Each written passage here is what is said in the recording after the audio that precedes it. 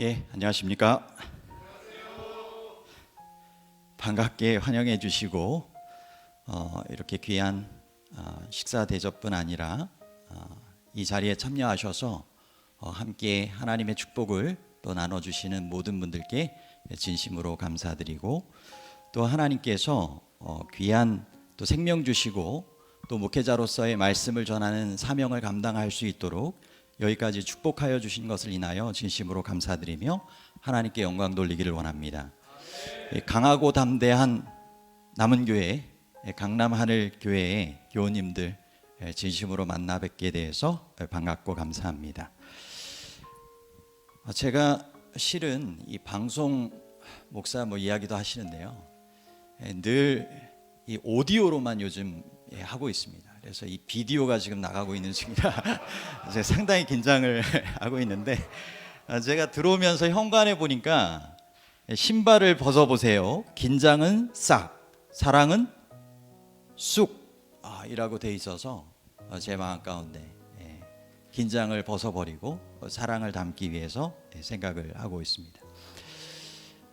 여러분들이 이번 이 사경의 교제를 함께 살펴보시게 될 텐데요, 교제에는 예수님의 약속과 명령에 따라서 예루살렘에서의 전도, 또 유대와 사마리아의 전도, 땅끝까지 전도하게 되는 이 세 부분으로 걸쳐서 책이 구성되어 있습니다. 성경 개론과 사도행전 서론, 그리고 1장부터 28장까지의 내용이 잘 구성이 되어 있습니다. 이 책의 저자는 여러분 잘 아시는 김기곤 목사님이십니다.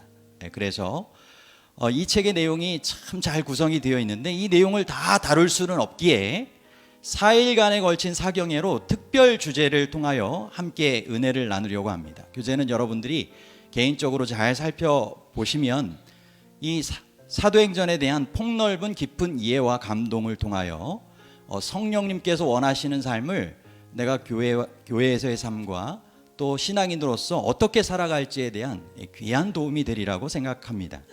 이 사경의 교제 가운데 좀 잘못 기록된 부분들이 있어요. 이 내용은 여러분들이 나름대로 살펴보시고 좀 정리를 이렇게 하시면 좋을 것 같습니다. 전체 주제는 건강한 교회와 선교입니다. 아무쪼록 이 강남 하늘교회가 올해 더욱 하나님께서 원하시는 건강한 교회가 되길 바랍니다.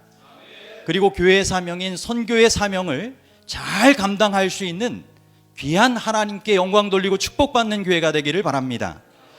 그 일을 위하여 4일에 걸쳐서 주제를 택해 보았는데요, 사경회에 4일을 하지만 7일을 하듯이 하루에 대체적으로 한 저녁 예배 시간은 그래도 낮 시간에 비하면 시간적으로 여유가 있기 때문에 이 두 주제씩을 다루도록 하겠습니다. 그리고 안식일에는 낮 예배를 통하여 한 주제를 다루면서 총 7가지의 주제를 저희가 살펴보려고 합니다. 저희가 7이라는 숫자가 좀 익숙하시죠? 완전수이기도 하고 그래서 저희가 7가지의 주제를 저희가 살펴볼 텐데요, 오늘은 그 내용 가운데 2가지를 먼저 살펴보겠습니다. 첫 번째로 살펴볼 주제는 그런 교회는 없다입니다. 여러분, 유토피아라는 말을 아십니까? 이 토머스 모어가 지은 책의 이름인데요, 이상적인 그런 사회에 대해서 생각해 볼 수 있는 내용을 담고 있습니다. 이 유토피아라고 하는 섬이 나오는데, 이 섬에서는 남녀 구분 없이 모두 농업에 종사해야 되는데 하루 6시간씩 일을 해야 했습니다. 이렇게 생산된 생산물을 사람들에게 적당하고 공평하게 나누어졌는데요, 무의도식하는 자도 없고 더 많이 가졌다고 남을 무시하는 사람도 없었습니다.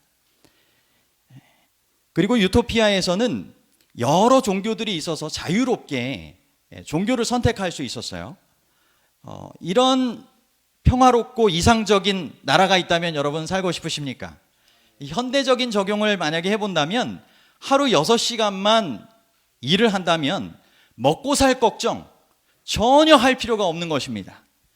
그리고 화폐도 무가치하고 부자나 가난한 사람 없이 모두가 다 나누어 갖는 그 귀한 삶을 살아가는 것이죠. 종교적으로도 평화로운 그런 삶 말입니다. 그런데 유토피아의 말이 무슨 뜻이냐면 그리스어로 아니다와 장소를 나타내는 뜻의 합성어입니다. 종합을 해보면 아무데도 어디에도 없는 곳이 되는 것이죠. 결국 유토피아는 누구나 꿈꾸는 그런 이상적인 사회이지만 이 세상 어디에도 존재하지 않는 이상적인 사회일 뿐이라는 것입니다. 그런데 오늘날 그리스도인들에게도 꿈꾸는 이상적인 교회가 있을 수 있어요. 우리가 흔히 생각하면 사도행전에 나오는 이 초대교회, 우리가 바라고 꿈꾸는 이상적인 교회 아닙니까? 그런데 이 초대교회의 모습을 저희가 오늘 살펴보면서 과연 이 교회 안에 과연 이상적인 부분만 있었을까? 또 우리 교회 안에도 또 어떤 살펴볼 수 있는 이 문제점들은 없을까? 또 그것이 하나님 뜻 안에서 어떻게 잘 해결되고 건강한 교회로서의 삶을 우리가 함께 살아갈 수 있을까? 이것을 저희가 나눠보도록 하겠습니다. 사도행전 4장 32절 말씀에 보면 이 우리가 유토피아에 대해서 생각해 본 내용과 참 연관될 수 있는 내용이 기록되어 있어요. 믿는 무리가 한 마음과 한 뜻이 되어 여기 화면에는 가능하면 파워포인트를 좀 띄워주시면 아무래도 교제와는 다른 특별한 주제를 다루고 있기 때문에 제가 준비한 화면을 여러분들이 보시는 것이 좋을 것 같습니다. 제 얼굴보다는요. 믿는 무리가 한 마음과 한 뜻이 되어 모든 물건을 서로 통용하고 자기 재물을 조금이라도 자기 것이라 하는 이가 하나도 없더라. 사도행전 2장에 보면 오순절 성령 강림 이후에 믿는 자가 불어나게 되는데 하루에 얼만큼 들어와요? 3,000명 뭐 이런 식으로 늘어나는 것입니다. 그런데 그 사람들의 특징 가운데 이야기하면서 믿는 그 많은 숫자가 한 마음과 한 뜻이 되었다고 했어요. 여러분 이것이 가능할까요? 그렇게 수천 명이 모이게 되는데 말입니다. 사도행전 2장 44절로부터 47절에는 그 모습을 이렇게 좀 더 우리에게 설명을 해주고 있어요. 믿는 사람이 다 함께 있어 모든 물건을 서로 통용하고 또 재산과 소유를 팔아 각 사람의 필요를 따라 나눠주며 날마다 마음을 같이하여 성전에 모이기를 힘쓰고 집에서 떡을 떼며 기쁨과 순전한 마음으로 음식을 먹고 하나님을 찬미하며 또 온 백성에게 칭송을 받으니 주께서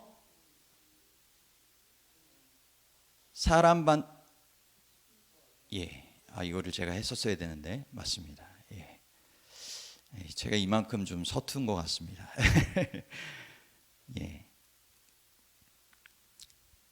이어서 살펴보면 날마다 마음을 같이하여 성전에 모이기를 힘쓰고 집에서 떡을 떼며 기쁨과 순전한 마음으로 음식을 먹고 하나님을 찬미하며 또 온 백성에게 칭송을 받으니 주께서 구원받는 사람을 날마다 더하게 하시니라. 이 완전한 이 가족, 아름다운 이 신앙 공동체의 모습을 우리에게 아주 모범적으로 보여주고 있지 않습니까? 그런데 정말 이 성경 말씀에서 우리가 기록을 통해 살펴보듯이 자기 재물을 조금이라도 자기 것이라 하는 이가 하나도 없었을까요? 여러분 이 답을 우리가 길지 않은 곳에서 바로 살펴볼 수 있게 되죠. 바로 아나니아와 삽비라입니다. 사도행전 5장에 보면 1절과 2절에 아나니아라 하는 사람이 그의 아내 삽비라와 더불어 소유를 팔아 그 값에서 얼마를 감춤해 그 아내도 알더라. 얼마만 가져다가 이 화면과 죄송합니다. 이 화면과 좀 안 맞는 부분이 있네요. 다시 한번요. 여러분 아시는 것처럼 이 사도행적에 보면 그들은 전적인 헌신을 약속했다고 했어요. 그런데 결과적으로는 이 탐욕의 마음을 참지 못하고 전적인 헌신에서 부분적인 헌신으로 돌아선 것입니다. 여러분, 탐욕이 참 무서운 죄죠. 구약에 보면 이 아간의 경우를 통해서도 우리가 살펴볼 수 있는 부분이고요. 신약에 보면 가룟 유다를 통해서도 저희가 살펴볼 수 있는 이야기인데, 여기 사도행전에 보면 대표적인 이 탐욕을 통하여 이 초대교회에 큰 어려움을 끼칠 수 있었던 사람 부부는 이 바로 아나니아와 삽비라였던 것입니다. 그뿐만이 아닙니다. 문제는 이 사도행전 이 6장으로 넘어가 보면 5장에서는 한 개인 혹은 가정의 문제였다면 6장에서는 교회 안에서의 이 분리와 반목의 문제를 저희가 살펴볼 수 있습니다. 사도행전 6장 1절의 내용입니다. 그때의 제자가 더 많아졌는데 헬라파 유대인들이 자기의 과부들이 매일의 구제에 빠짐으로 누구를 원망했어요? 히브리파 사람을 원망했다라고 되어 있습니다. 결국 헬라파와 히브리파의 이 문제가 이 초대교회 안에 생겨난 것입니다. 이 헬라파 유대인이라고 하면 이스라엘 땅이 아니라 다른 나라에 흩어져 있다가 다시 이스라엘로 돌아온 유대인들을 의미하고요. 그렇다면 히브리파 이 유대인들은 그곳에서 출생해서 성장한 이 바로 정통이라고 생각한 이 사람들입니다. 그런데 이들 간에 문제가 생겨난 것이죠. 마치 우리나라에서도 어느 지역 출신이냐, 또 어느 학교 출신이냐에 따라서 이 영향이 미쳐지는 것처럼 이 교회 안에 그와 같은 이 파당이 생겨나게 됐던 것입니다. 이것이 이 교회 안에 문제가 되게 되는데, 결국 이들이 해결하게 되는 장면이 이후에 나오게 되는데요. 누가 더 좀 약자 같습니까? 헬라파가 더 약자겠죠. 결국은 이들을 해결해 주기 위하여 7집사를 세우는데 7집사의 이름들이 다 헬라 이름들의 집사님들입니다. 결국 그들을 통하여서 약자를 더 배려하고 더 하나님께서 원하시는 이 건강한 교회로 나아가기 위한 이 노력들을 하는 것을 보게 되는 것입니다. 이제 이어지는 이 내용 가운데 보면 이상적이라고만은 볼 수 없었던 이 초대교회의 모습 가운데 다음으로 이 사도행전 10장에 나오는 이 베드로의 부족과 위선을 살펴보게 됩니다. 이 스데반의 이 죽음 이후에 이 그리스도인들이 박해를 피하여 다른 지역으로 옮겨가면서 이 그리스도의 복음을 힘있게 전하게 됩니다. 그리고 그 일에 쓰임 받게 되는 이 사울이라고 하는 사람이 이 다메섹을 통하여 회심하고 개종을 하게 되죠. 그런데 이런 감동적인 이야기 가운데 이 사도행전 이 10장에 보면 잘 이해할 수 없는 부분이 나옵니다. 바로 이 고넬료와 베드로의 이야기입니다. 여러분, 이 베드로가 이상 중에 하늘로부터 내려온 이 보자기에 대한 그 계시를 보는 것 아시죠? 그래서 그것을 통하여 이방인들에게도 복음 전하라고 하는 하나님의 뜻을 다시금 듣게 됩니다.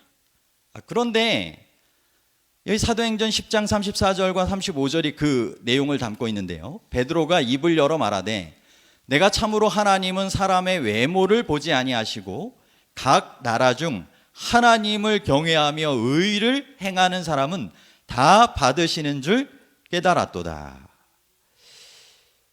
여러분, 예수님께서 직접 베드로와 함께 생활하시는 동안에 이방인들에게도 복음을 전하셨던 것을 분명히 보았습니다.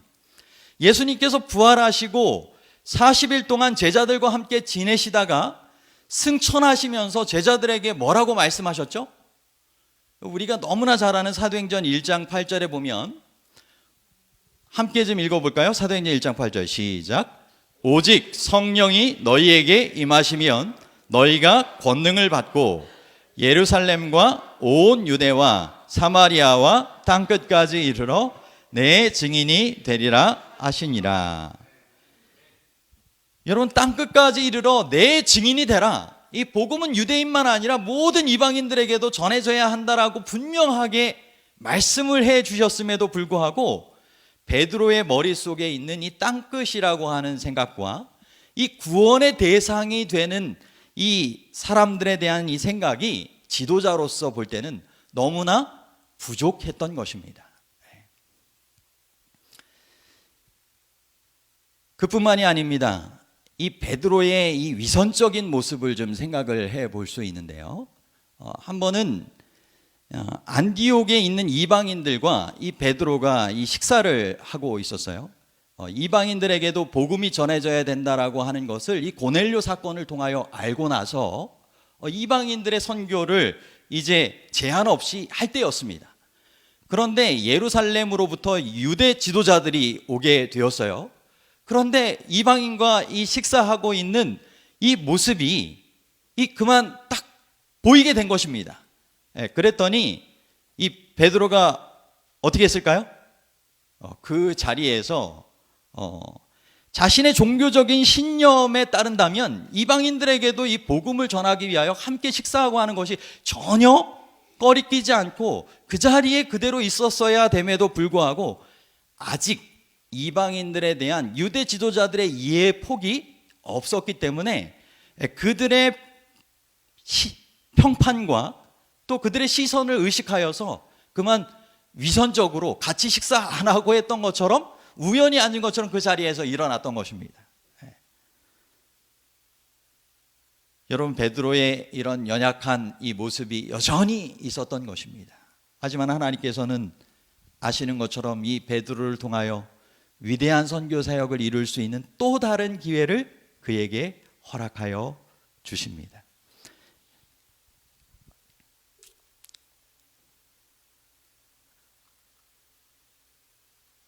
이제 사도행전 15장에 가보면 바로 이방인들에 대한 이 예루살렘 교회 전체에서의 이해가 다시 한번 이 새롭게 돼야 할 필요성이 있어서 이 예루살렘 총회가 개최되는 것을 보게 됩니다. 이 바로 할례를 비롯한 이 율법에 문제가 있었기 때문에 그것을 함께 의논을 통하여 결정하기 위한 이 총회가 되었던 것이죠. 이 바울은 이 믿음을 통하여서 구원을 받을 수 있다라고 했는데 예루살렘 교회에서는 여전히 율법에 대해서 강조하면서 구원을 위해서는 뭐를 받아야 된다고요? 이 할례를 받아야 된다 하면서 여전히 율법에 대한 이 조항들을 강조하고 있는 모습을 보게 되는 것입니다. 신학적인 이해에 문제가 있었던 것입니다. 오늘날 교회 안에도 여러 신학적인 이 논쟁들이 있을 수가 있죠.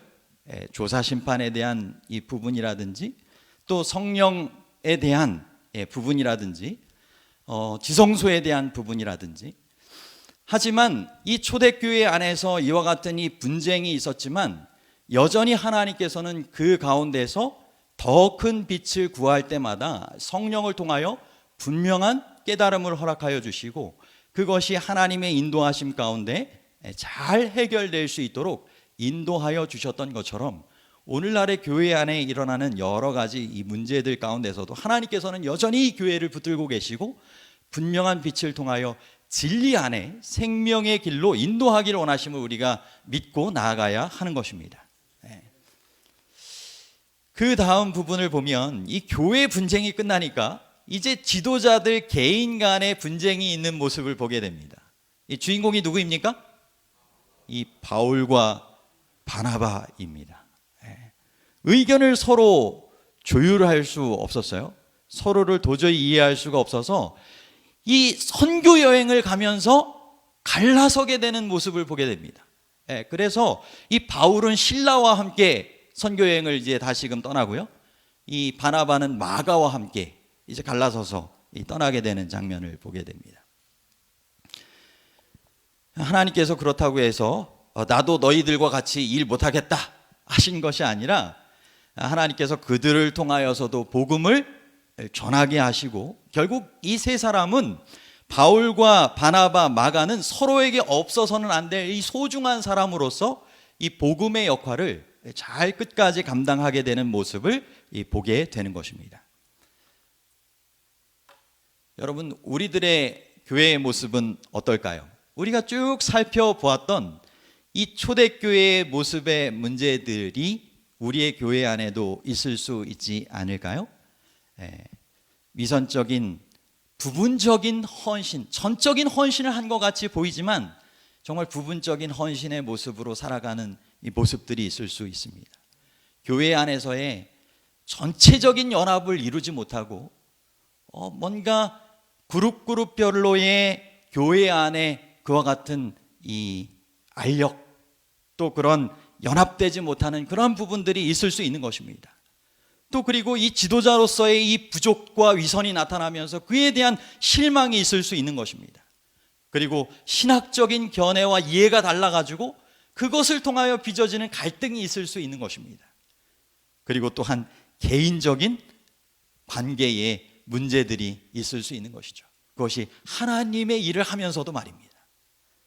그런데 이러한 부족이 하나님의 정말 능력과 역사를 통하여 다시 한번 새롭게 변화되고 또 희망을 통하여 하나님께서 원하시는 더 건강한 모습으로 변화되어야 될 이 필요를 우리에게 제시해 주고 있는 것입니다. 이 목사와 복음 교육자에게 보내는 증언 이 49쪽에는 이렇게 기록을 하고 있습니다. 교회 안에 악이 존재하고 있고 세상 끝날까지 그러할 것임에도 불구하고 이 종말 시대의 교회는 죄로 오염되고 부도덕하게 된 세상의 빛이 되어야 한다.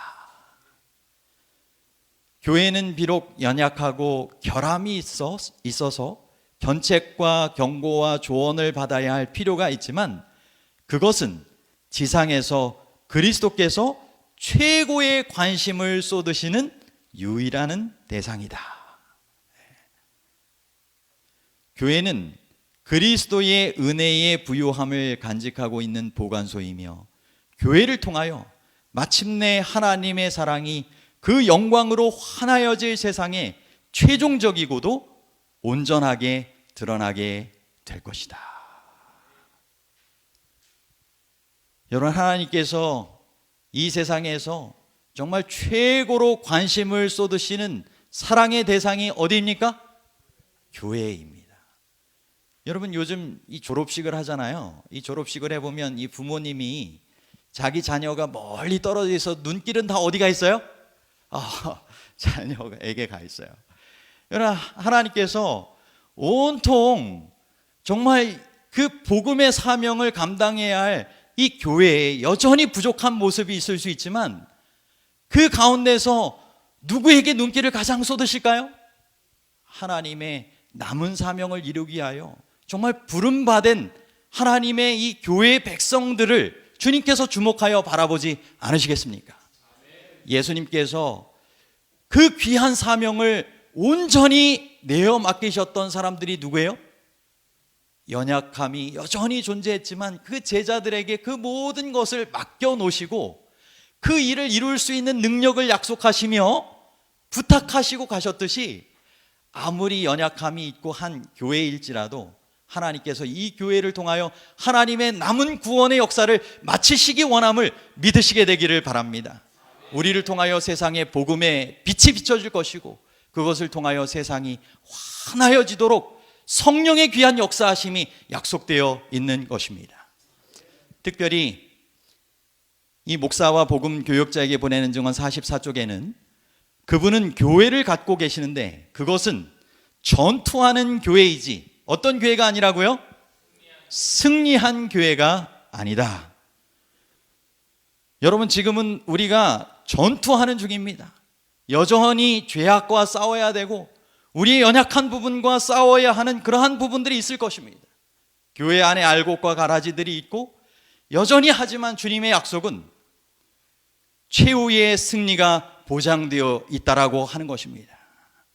여러분, 이 교회를 사랑을 통하여 또 믿음을 통하여 바라보시고 하나님께서 주시고자 하시는 귀한 희망의 승리를 내다보시고 살아가시게 되기를 간절히 바랍니다.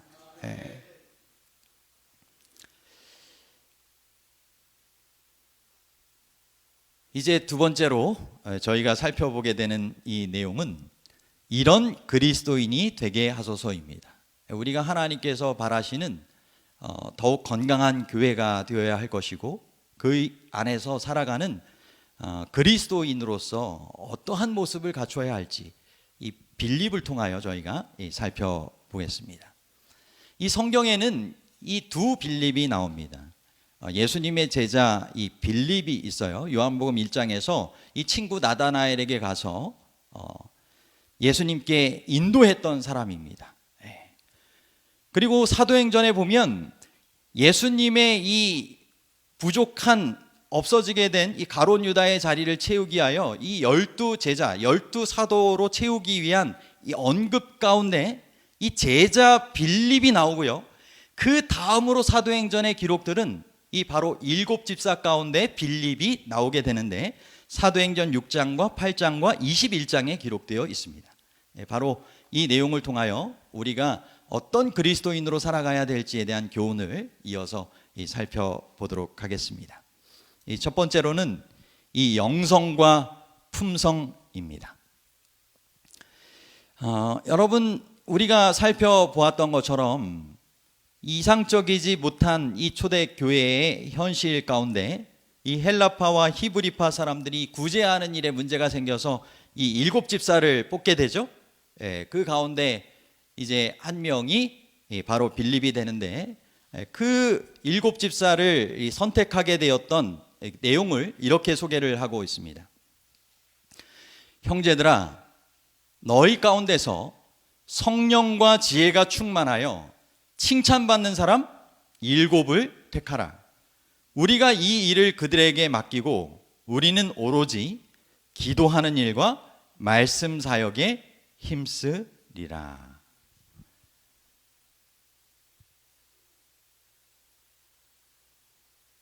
초대교회 7집사의 이 선출 기준을 살펴보면 성령과 지혜가 충만하여 칭찬받는 사람이라고 했습니다.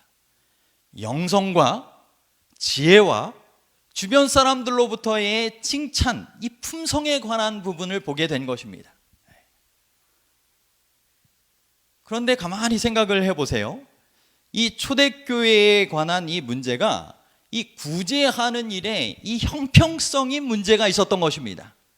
나누어주는 일입니다. 구제하는데. 그러면 뭔가 계산에 밝은 사람을 뽑으면 되는 것 아니었을까요?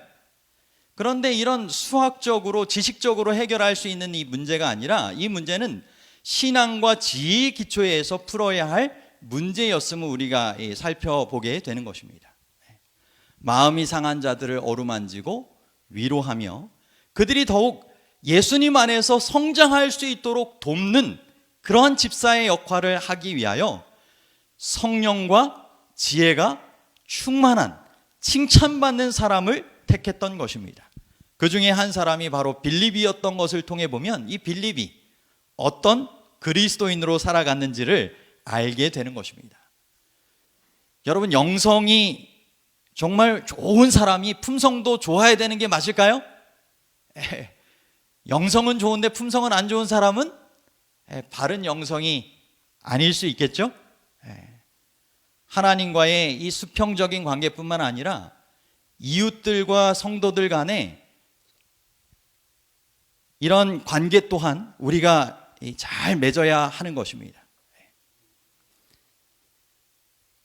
두 번째, 이제 빌립의 모습을 통해 보면 이 사도행전 이 8장을 통하여서 살펴보게 되는데요. 이 사울은 그가 죽임을 당함을 마땅히 여기더라. 이 스데반 죽임을 당하기 마땅히 여긴 것입니다. 그날에 예루살렘에 있는 교회가 큰 박해가 있어 사도회에는 다 유대와 사마리아 모든 땅으로 흩어지니라 라고 되어 있어요. 이런 스데반이 죽은 다음에 이 박해가 더 심해진 것입니다. 그리스도인으로서 이 갖게 되는 이 마음이 어땠을까요? 이 고난을 피해 가지고 이 예루살렘을 떠나는 그리스도인들의 마음 말입니다. 왜 예수님을 믿는데 이런 고난이 있을까? 예수님을 전하는데 왜 원수들에 의하여 죽임을 당하게 놔두실까? 부활하신 예수님은 왜 우리를 돕지 않으실까? 하지만 그들의 생각은 달랐습니다. 오히려 박해를 통하여 이 복음의 씨앗을 더 주변에 흩어져서 전할 수 있는 계기로 삼았던 것입니다. 그들이 복음을 전하러 갈 때마다 그들은 혼자가 아니라고 생각했습니다. 약속하신 성령님께서 그들을 통하여 분명하게 역사하실 것을 그들은 믿었던 것입니다. 마치 우리나라에 광복이 임할 때 일반인들은 마치 도둑을 맞듯이 광복을 맞았다고 해요. 그래서 광복이 뭐냐고 물어보기도 하고, 만세를 힘껏 부르지 못해가지고 그 다음날 길거리에서 함께 만세를 힘차게 외친 것이 역사적 사건과 사진 가운데 등장을 합니다. 그런데 독립운동가의 생각들은 달랐어요. 광복이 언제인가 분명히 올 것을 그들은 믿고 목숨을 걸고 광복을 위하여 투쟁했습니다.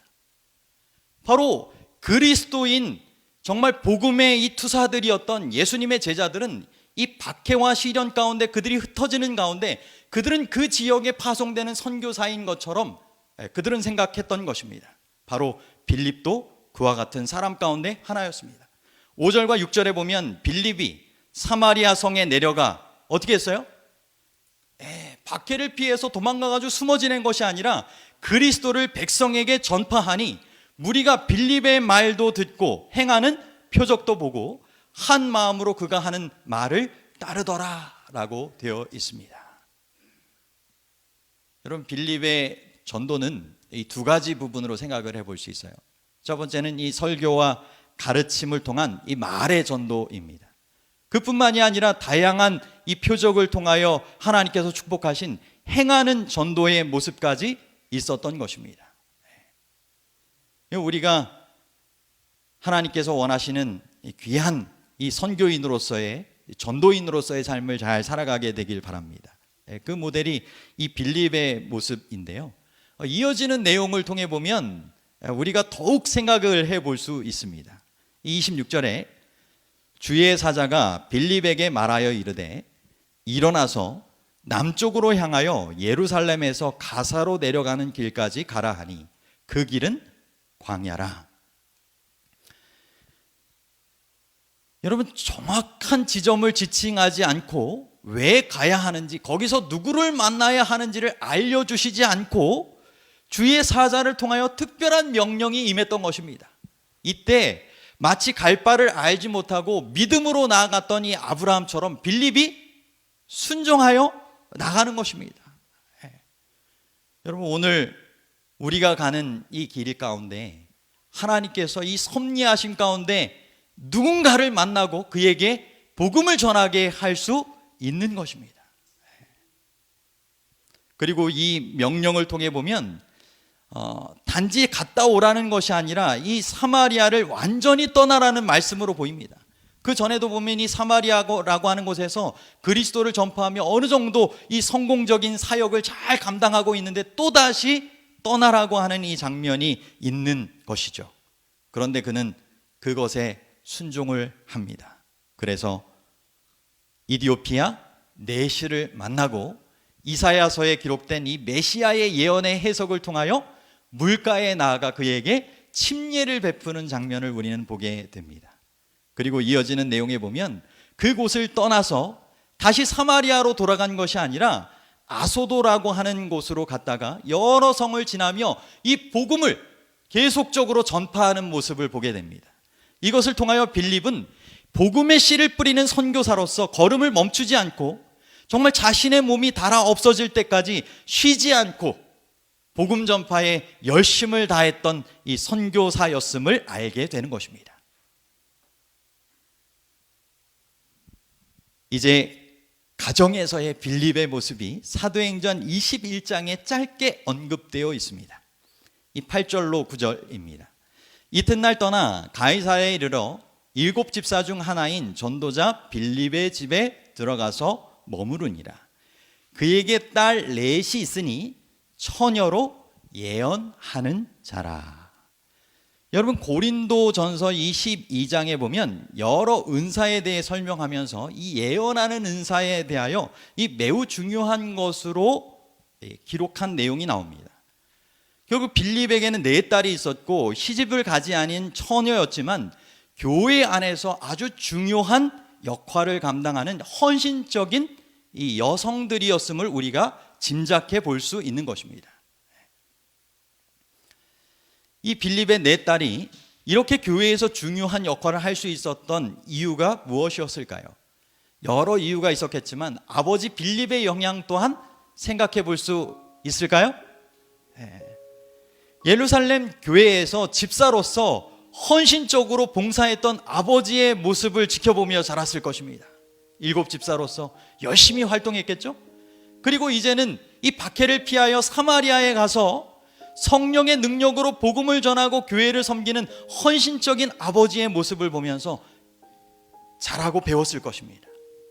그리고 더 나아가 성령의 이끄심에 따라 광야로 내려가서 이 내시를 만나고 아소도와 그 주변에 그 가라시는 곳에 가서 이름도 없이 빛도 없이 사명에 최선을 다하는 아버지의 모습을 통해서 그들이 교회 안에서 성장하는, 그래서 더욱 헌신하는 그야말로 재림신앙 이음의 축복을 그들이 경험하며 자라났던 것입니다. 여러분, 빌립과 같은 그리스도인, 빌립과 같은 하나님의 일꾼들이 되게 되기를 간절히 바랍니다. 교회 안에서는 영성과 품성을 겸비한, 말뿐만이 아니라 행실을 통하여서도 그것이 실제적으로 정말 잘 나누어질 수 있는, 그래서 성도들 간의 크고 작은 분쟁을 지혜롭게 해결해 줄 수 있는, 평화를 만들 수 있는 그와 같은 이 빌립과 같은 사람이 되기를 바랍니다. 그리고 교회 밖에서는 복음을 전하는 선교사로 누구의 이끌림이에요? 성령님의 이끌림에 따라 순종하여 나아가 전할 수 있는, 하나님의 섭리하심을 삶 속에서 경험할 수 있는 우리가 되기를 바랍니다. 그리고 무엇보다 교회 안과 밖에서뿐만 아니라 어디에서요? 가정에서 우리의 가족들 구원 또한 신경 써야 되지 않겠습니까? 먼저 신경 써야 되겠죠? 그래서 가정에서도 아름다운 정말 신앙의 그러한 모본을 이 자녀들에게 잘 끼치는 것을 통하여 훌륭한 아버지로서, 어머니로서 이 생명의 향기를 잘 전함으로 말미암아 우리의 신앙의 삶에 주님께서 바라시는 귀한 기쁨과 열매들이 더욱 풍성한 삶이 되시게 되기를 간절히 바랍니다. 오늘 첫째 날과 이 둘째 날에 대한 원래 내용을 우리 하루 내용을 통하여 살펴보았습니다. 그런 교회는 없다. 이상적인 교회가 초대교회의 모습 가운데 완전하게 나타날 수는 없었습니다. 하지만 부족하고 연약한 교회 같았지만 그 안에도 성령님의 귀한 역사를 통하여 그 문제들이 하나하나 해결해 되어져 가는 것을 보셨죠? 그런 것처럼 우리의 교회 안에도 성령님께서 역사하셔서 더욱 하나님의 뜻이 이루어지는 건강한 교회로 변화되기를 간절히 바랍니다. 그리고 빌립을 통하여 우리가 어떤 그리스도인으로 살아가야 되는지 교회 안과 밖에서 가정에서의 모습을 살펴보았습니다. 저와 여러분의 삶이 주님께서 바라보실 수 있는 귀한 그리스도인으로서 더욱 변화되고 성장할 수 있는 올 한 해가 되기를 간절히 바라고요. 내일 또다시 이 디모데와 이 마가를 통하여 살펴보게 되는 귀한 교훈의 내용을 저희가 이어서 살펴보도록 하겠습니다. 하루 동안에도 하나님의 은혜와 보호하신 가운데 잘 지내시고 내일 다시 한번 주님의 말씀 가운데 만나 뵙게 되기를 소망합니다. 감사합니다.